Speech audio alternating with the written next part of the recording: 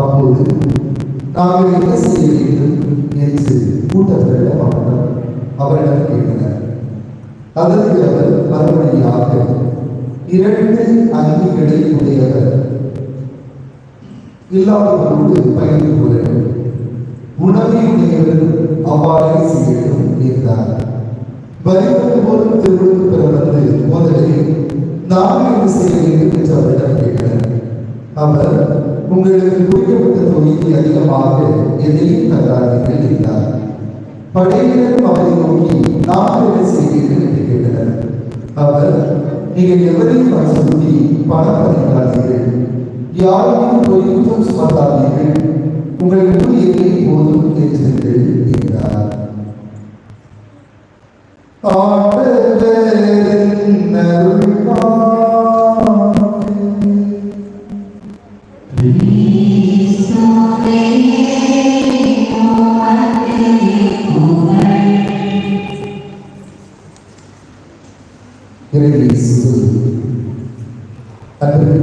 சகோதர சகோதரிகளே, உங்கள் அனைவருக்கும் நம் பாதுகாப்பிலேயே திருவிழா வாழ்க்கைகளை மகிழ்ச்சியோடு தெரிவித்துக் கொள்கிறேன். ஏழைகளுக்கு இருக்கிறவர் கடவுளுக்கு கடன் கொடுக்கிறார் என்கின்ற மயசிலே இந்த வழிபாட்டை நாம் செய்து கொண்டிருக்கிறோம்.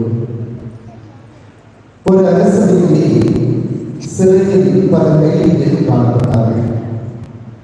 அந்த ஆண்டு சிறைகளுக்கு ஒரு கைதியை விடுவிக்க வேண்டும். யாரை விடுவிப்பது என்கின்ற குழப்பமானது அரசனுக்கும் மற்றும் அவரோடு பணியாற்றுகின்ற மனிதர்களுக்குள்ளும் எழுகிறது. எனவே ஒரு துறவியினுடைய உதவியை நாடுகிறார்கள். அந்த துறவி யாரெல்லாம் விடுவிக்க வேண்டும் என்று நினைக்கிறாரோ எல்லாருக்கும் ஒரு முத்திரையை வழங்குகிறார். இப்பொழுது அரசர் அந்த முத்திரை பெற்ற எல்லா கைதிகளையும் அங்கு வர சொல்கிறார். அதிலே ஒரே ஒரு கைதி குறைவாக இருக்கிறது. மற்ற எல்லா கைதிகளும் அதை பற்றி வந்துவிட்டார். இப்பொழுது அரசர் ஒரு கைதியை காணவில்லை. அவர் முத்திரையை பெற்றுவிட்டார், எங்கு சென்றுவிட்டார் என்று தேடுவதற்காக கூறுகிறார். அதன் பிறகு அந்த கைதியானவர் வந்து அரசு துறவியிடம் தந்த அந்த முத்திரையை நான் இன்னொரு கைதிக்கு கொடுத்துவிட்டேன் என்று அவர் கூறினார்.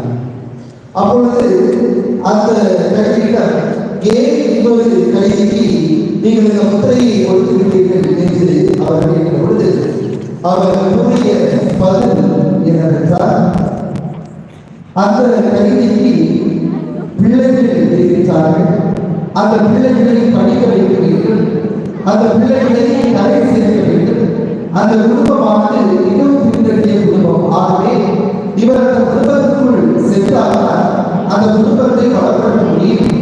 ஆகவே அந்த முத்திரையை அவருக்கு நான் கொடுத்து விட்டேன் என்று அந்த கைதியாளர் அரசரை பார்த்து கூறினார். அப்பொழுது அந்த அரசனுக்கு புரிய வந்து, நான் விடுவிக்க